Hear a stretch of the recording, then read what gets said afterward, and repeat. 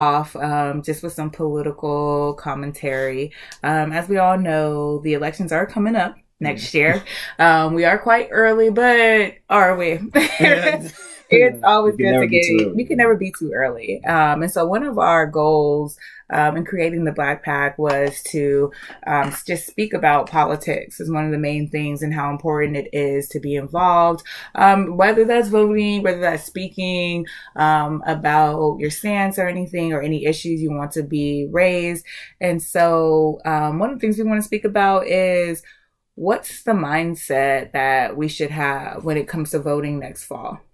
And so there's just been a lot of talk around it already. But we also know that sometimes voting in our community is not as high. Sometimes it is, but sometimes it's not. Or sometimes we do it last minute. So how can we stay involved? What should we be looking for? Not necessarily who we should be supporting, but some of us may endorse others.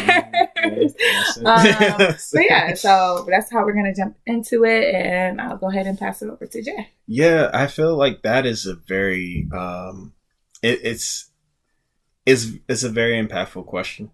Because like we can vote in so many ways, and necessarily it can be for us and it can be against us. Um, what was it that one woman I follow, Teslin Figueroa, she mentioned herself, that like with black men, majority of black men, they actually vote. I mean, if they were to vote like in majority, a lot of the mindset behind black men will be more Republican. Mm-hmm. If you think about like rappers that we listen to today and what they talk about, it's like, you know, the support for guns and just like how they feel as far as hierarchy when it comes to relationship between men and women. That's just putting it surface level. It just had me thinking. It's like that brings up a very good point.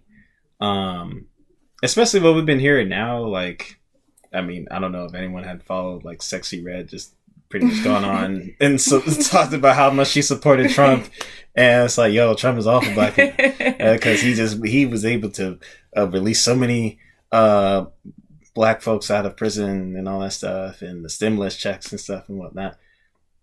And to take an objective approach on that, I can see why she would feel that way, and many other black folk will feel that way. So the main like mindset I feel, or just what we should be aware of, is like, what do we want? Mm-hmm.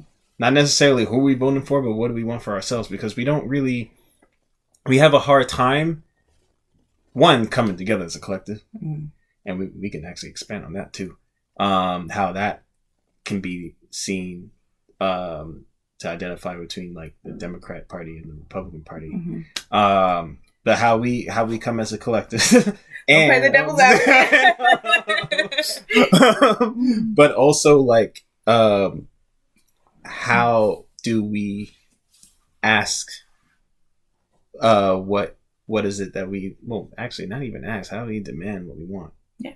Like, I just listened to an interview with Van Jones recently, and he mentioned something that was very, very pivotal. And he was saying it's like, you know, it's not about like voting for what we want, but what, like, hopefully I'm not butchering this, but more voting for what we need to hold on to.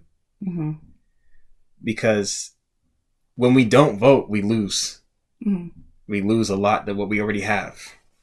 So it's more when, as black people, when we vote, we're on the defensive. We're not necessarily on the offensive. And that's something that we really need to think about. Because, one, when it comes to politics, we really are vastly divided.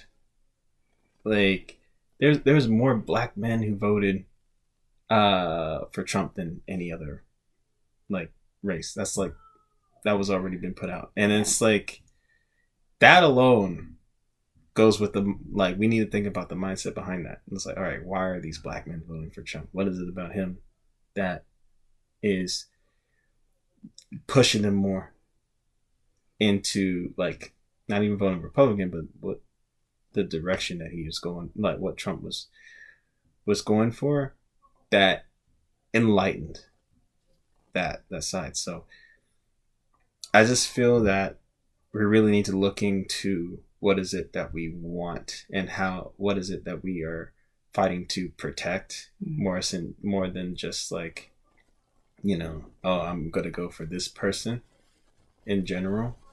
I think that would make things a little bit more straightforward for us. And that's just on the surface. I definitely want to hear what my sister has to expand on that, and I probably add more to it, but that's how I feel for it. Yeah, and I hear you. I do, and I think that, when we speak about what we want, that's totally fine.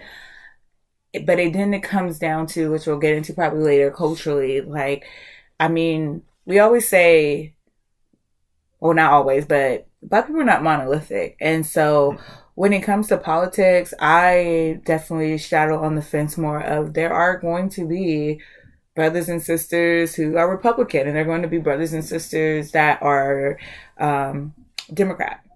And I think that's healthy, to be honest. I do. I know I'll get a lot of backlash, but when you think about it, maybe in a sense, if we went back in time and there was more, like you said, unification, or, what we wanted and moving forward, which that's kind of what happened, because we all know that although, there was an amount of Black people who voted for Republicans, historically, Black people vote democratically. And so I think that has been, a challenge for us.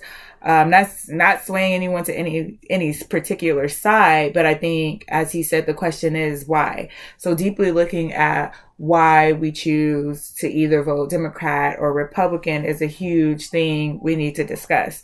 We've seen different forums where you've had Black conservatives, and then of course, Black Democrats, like speaking on the different reasons of why they vote. But ultimately, a group of people, of Black people, right, of Black folk, can feel like, maybe these policies and procedures are really good for Black people to advance. And then some on the other side can think that as well. And so taking that into consideration, as well as our counterparts, when you think about it, not, again, not trying to compare, but also when we look at the states, much of our white counterparts are divided between Republican and Democrat. And to me, that is healthy. And I feel like, but even in other country systems, that is a thing. Like, if there are multiple parties, we come from a 2-party system. Yeah, there's independent or green and this, that, and the third. However, support is usually split, if not equally. I mean, you may have maybe 60-40 or something of that nature. But I do think it is problematic when an entire population, right, a race population, is voting for one party, and we do need to look at why. And if we are, which is totally okay, and I stand with that, like we have been for decades, and that's totally fine if we feel or we believe, and I want to stop saying if we feel, but rationally and logically looking at why the majority of Black people vote democratically, what do we want, because it's like, if it's not being addressed, or if we are kind of seeing some of the same results, what do we want, and how do we get there? How do we voice that so that we can be unified for those of us that do choose to vote democratically? And then the same for a Republican. I don't condemn anyone, Black or white, just being honest, who vote, because I mean, there is a reason, I just think maybe getting more voices out, more surveys, that convey what the reasons are is good, especially when it comes to policy, especially when it comes to what are you looking at? Are you looking at your tax bracket? Are you looking at homelessness? Are you looking at, social programs, this and that? Because if we can break down specifically what issues are plaguing our community, if that's what we're looking at, then we can advertise, or we can go to both parties and even other parties, decide to run and say, this is what we need and this is what we're looking for, specifically to us. But then there are also some issues that are just beyond us, right? Mm-hmm. That I think maybe when we think about Republicans and people who stand with them, that is just across the board for all Americans, regardless of color, if that makes sense. But I do think we should be thinking about it. I do invite people to speak on it in the comments below. We know there's a lot of history with both Democrats, and I would love to go deeper, like delve deeper into that, or delve into it in terms of what he said earlier, too, is how morally, which I know there's been documentaries and things like that out, that Black people are actually morally more Republican. Black men. Black men, but Black women too. One good example, okay. I'll say. Okay, well, I don't want to bring it up now. I was like, maybe we can cut it. No, go ahead. Mention you the need name. to cut it. Go mention the name. I already know. Ooh, no, I'm over here. No, let's vibe. No, who? You want to say Candace Owens? Huh? Well, Candace Owens, yes, but she was liberal and she talked about her experience with that. But I mean, I was looking more towards policy, also from storytelling and how our families typically talk, and then the way that they vote, but then also what happens behind closed doors, which is just like a political, I guess, escapade in itself. It's just like you have specific policies. And one I'll bring up, we may have to cut this. Just put it in there, man. I appreciate everybody would want to hear. Yeah, but one I'll bring up specifically, and just studying politics in undergrad, when I first was in college and in San Francisco, one of the biggest, there were two, but one of the biggest, I guess, policies or propositions on the ballot in 2008 was gay marriage. And it was just like, oh, of course, this is, good. Gay marriage is going to pass. It's California. And what happened? Now we're Black folks, though. Yeah, exactly. That's what I'm saying. So it was actually, people, I'm going to get I think I got it. I still think I have a memory of an elephant, but it was like, vote yes or no on Prop 8. And I believe the proposition stated, for gay marriage. And I want to check. I just want to double check. Yes. So while she's checking on that, I just know that like she brought up a good point on just with, gay marriage in general, like even till this day, and we can go into a different topic on that, just like how we view as a Black community, how we still view like homosexuality and LGBTQ. Like I don't think we even still got a grasp on that. I'm still having conversations with some of my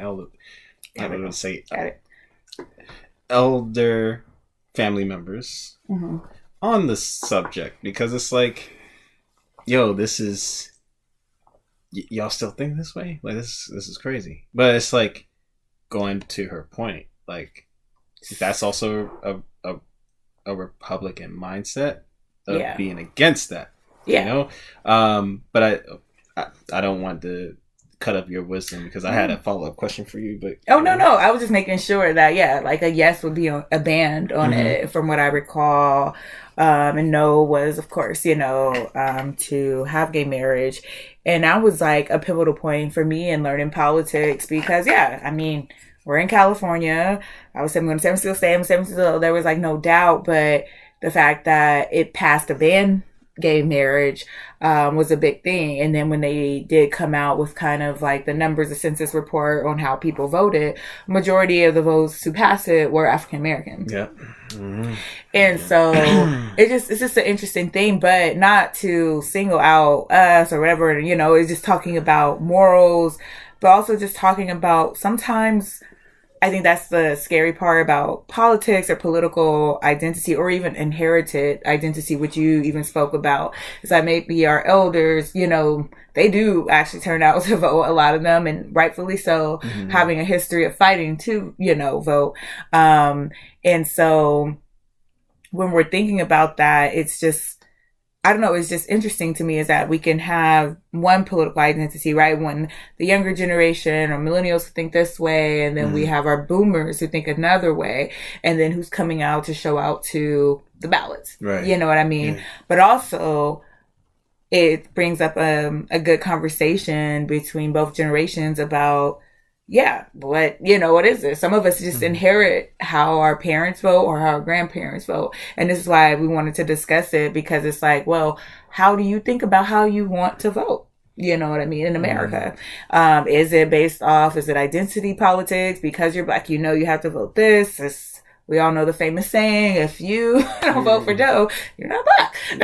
I'm sorry, you ain't Black. I don't get used to that, man. I know, but it's just like, but then, so it's just, I don't know. I think it's just like very, very telling. And I kind of want to go back, to your follow-up question, but just stating, we just really want people to think about it. And we want to hear people's reasons, and break it down, socioeconomics, or if it has to do with social, cultural, like things of that nature, what motivates you to vote for a certain party. I also would love to hear the history of why, you vote for a particular party. Do you do the research? And that's totally fine. It's not to condemn. Is it just inherited? Is it identity? Is it the tax bracket? We didn't get into it yet, but we all know there are some well-known, Black celebrities who do vote for Republicans, and it does have a lot to do with tax, but it also has to do a lot with some of the policies, which we'll get into hopefully in the next episode, that they believe actually help people. And one, sometimes people can say, again, not telling people how to feel, or throw anything out there, but it has been reported and suggested, and I know people will refute me, but that Donald Trump did give a lot of money during his presidency to historical Black colleges. And that was data that's brought out. Yeah, exactly. The only president, I think. I think the Biden may have, they didn't give maybe more as much, but they've given. One of the profound things for me, we talked about traveling, and there was a highway, not saying it's good or bad, but there is a highway in Ghana named after George W. Bush, Oh, I didn't know that. Yeah, exactly. And it was just like, before, I remember going there as a student, I think it was maybe being built, and then going back again as a teacher to work there and just seeing how much a difference it made. But it was amazing. And then, of course, being in a program where it was PEPFAR, and PEPFAR was, established by George W. Bush, not first, but yeah. And so it just makes you think, and it's just interesting. And Democrats have done, and that too, it's not like, I believe it's not who's right or wrong. It's like what we're looking for, and that's why I think it's important what he said is like, okay, well, what are you looking for? Because if it's more jobs, if it's, I don't know, like more job protection, is it for housing? Those of us, we have friends, one of our close friends, she has a house, and, is it taxes and that? Like, what is it? Because I think that makes it a bit clearer in how, to vote. Is it more access to, I don't know, education loans or loan, reduction, or this, if that's possible. Banking but too. Is it banking? Yeah. Is it this, is it, laws? We were talking about that Ebony alert. Is that something we even asked for? You know what I mean? And I'll put it out there before you ask my follow-up question. I mean, an Ebony alert sounds good, but again, in theory, it's just like, what are we pushing? We've been talking about reparations. Where is that going? Seems like only San Francisco, and we don't even know what's happening with that. We still don't know what happened to those kids in Cleveland. Exactly. And that was a Ebony alert situation too. Mm-hmm. No one was alerted about that. Exactly. Yeah, but it wasn't. And again, and it's just like, shouldn't it be an Amber Alert? You know, Amber Alert in general, right, was established or was created because there was actually a child named Amber who went missing and unfortunately passed. But that was to alert about any child, you know, but it's like, is that what we're asking for though? Is that what we need? Let's see the data. Let's see the surveys. Let's see what we need so that we can vote accordingly. And also let's not like condemn each other. Or how we vote. I know he's so loud. Everyone's get on me. Yeah, but both sides do it. I think Black Republicans condemn Black Democrats and vice versa. But I think that when you can come concrete with the reason of why you're voting for a certain party, I mean, it is what it is. But I'll leave it at this when you ask your follow-up question. And you may have told me this in undergrad. I don't know if you remember. I think you do. Remind me. Okay, but the saying was that the two things you should never talk about in relationships. It was you! I'm sure he loves that I remember is religion and politics. Yo. And yeah, but that's why I mean, there's a third. I think sports is in there too. But yeah, the main one was religious. Yeah, religion and politics. Well, I'll just say the double R's. But I understand it, but I also think that we're all people. You know, we're all trying to vote and, you know, do what's right for what we think is right for yourself, of course, right? And, you know, that famous analogy, you got to put your own face mask on and as well as others. But sometimes I wonder, you know, are we voting for we or me? And then some people are voting for me instead of we. And so it's like, can you really condemn someone for voting for me instead of we? But maybe voting for me means I am voting for we, you know, and we can give examples of that and vice versa. Voting for we, maybe. But I've also heard other people like, okay, I vote Democrat, but I don't even qualify for half the things that I voted for. Well, on that part, and that's what I want to ask, because I just recently registered as an independent because because one, like, she already knows I don't mess with Republicans at all. Two, I also don't trust Democrats because Democratic politicians have not given me anything worth trusting. And that's been, you know, that has been a repeated thing going on. And she spoke on this. So here's my question to you is, do you feel like a two-party system is what's hindering us from actually advancing within the political realm, as far as like us working as a collective? That's a really good question. I think, I mean, I know it's like I especially as a political science major, but I understand why two-party systems are in place. And when you even look at other systems of governments, I mean, there's one or two, like three, you know, it's not as many because, I mean, yeah. It's just the main two. It's just the main, yeah. And it's just like you have so many, but I do think here in the States that we should be pushing more towards independent. I agree. I wish there was like another opposite, but I think being independent, or maybe even three categories in the States is good. Because I think we do, because I think you can vote. I mean, there's independent votes too. Yeah, there are. Even there's Green Party. Yeah, there's a lot when you look at them. But the thing is, it's always kind of like, even to be a front runner, very rare for any. I don't think it's ever happened for an independent person. No. Yeah, to Bernie ever tried twice, and that didn't work. And I actually really like Bernie. Yeah, I think majority of us would say reasonable people. He is reasonable. Yeah.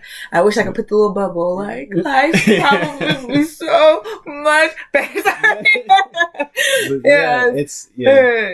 But no, and that's the thing. But that's where I think we cut ourselves short, is because you have to go with, I don't want to sound cliche, but it is a lesser of two evils, you know. But I think we should make it an even playing field where, yeah, maybe it used to be two, and maybe way back when, and it did work that way. But I do think it's time to introduce like the independent, a third party in the States. And I think it levels things, because a lot of us are moving towards that way. You have progressives, or you have people in the middle. You have people who are like, okay, like, I agree with this policy, but not so much that one. Or, and it's, you know, two different parties. Excuse me. But I think as a independent, and I would challenge anybody who even runs as an independent, is to really hear the concerns of the American people and to be able to run off that. Because I think so often, again, when we're talking about, well, why you identify as this or that, people get enthralled in identity of politics. Yeah. They are important. That's your foundation. And that's okay. But that's your foundation. But where are we currently and how does that apply? And if it doesn't apply, what can you do to acquiesce to make sure that the needs of your people are being met? And I think both parties are having a challenge with that. I applaud the Democrats only in so many words or so many phrases just because they represent so many people, which is a beautiful thing. So many different demands or wants or needs, while Republicans kind of have more, to me, of a more singular of this is all we want, X, Y, Z, you know what I mean? And catering to maybe one specific type of individualism. Group. Yeah, individualism. But then again, one might argue, but that individualism may provide collectivism. You know, as I'm saying, you never know. You know what I mean? Like you said, Sexy Red. I mean, we know 50 Cent, we know Lil Wayne in there. Yeah. And so it's just like, would that be, you know, because it's like, we would want someone to free or, you know what I mean, exonerate someone in our community and XYZ. But yeah, I just think it comes down to really thinking about like what you want and America moving toward a 3-party system. And I think that makes it just and fair because it is too heavily divided. But we all know when it's an odd number, it makes it a bit better. The only challenge is that people blame independence, you know, for things. But if we actually made an independent worthy of that ballot status or being up there, if we publicly became and changed it to three-party system, I think it would really work. I'll say my piece quick because I know we have another topic to go into. I would say like I want to get rid of the 2-party system all entirely. It serves nobody, and it's just like it gets murky because then you have like politicians who are like, oh, they are moderately Democrat, or they, and it's like well, I've never heard this liberal Republican. That I don't even think that exists, but it's more so it's just like it just makes things a little bit more difficult. So it's just having just a 1-party system, which is in a fantasy world, yes, but who actually is fighting for your beliefs and your values? Like that's I think what it comes down to. Yeah, that's like who actually has your three representatives. It's like who has your best interests in mind, because we already seen that a lot of politicians, especially Democrats, don't have the best interests of the best interests of the mind of the Black community. Like we just saw that play out with Joe Biden. With Joe Biden talking about like, you know, if you don't vote for me, you ain't Black. Yeah.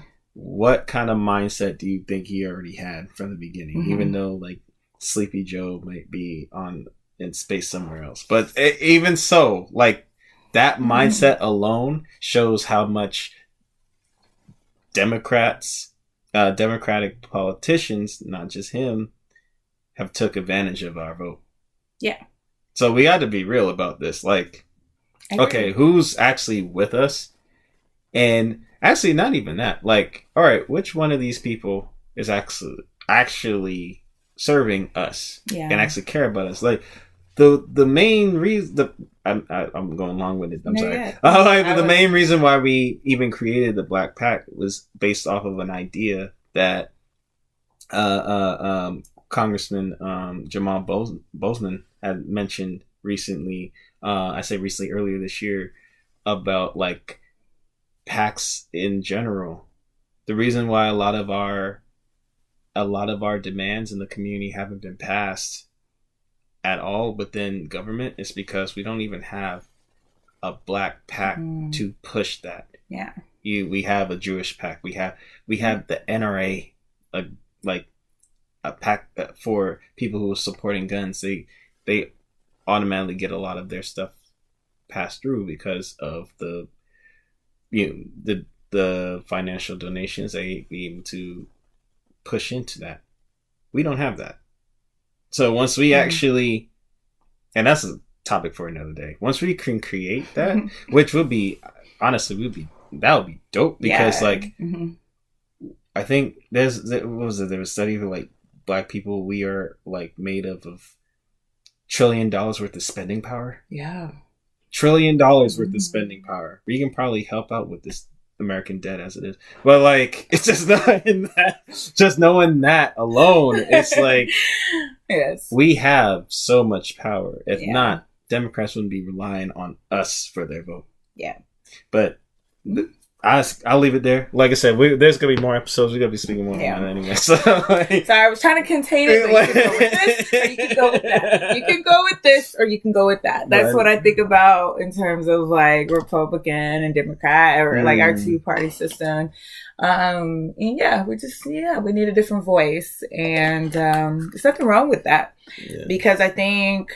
Over and over, like not even I think, we know time and time again, our leaders have come out, maybe YouTubers have come out, influencers, saying this is what we need or that, or even condemning certain things Democrats say, condemning things like Republicans say. But at the end of the day, let's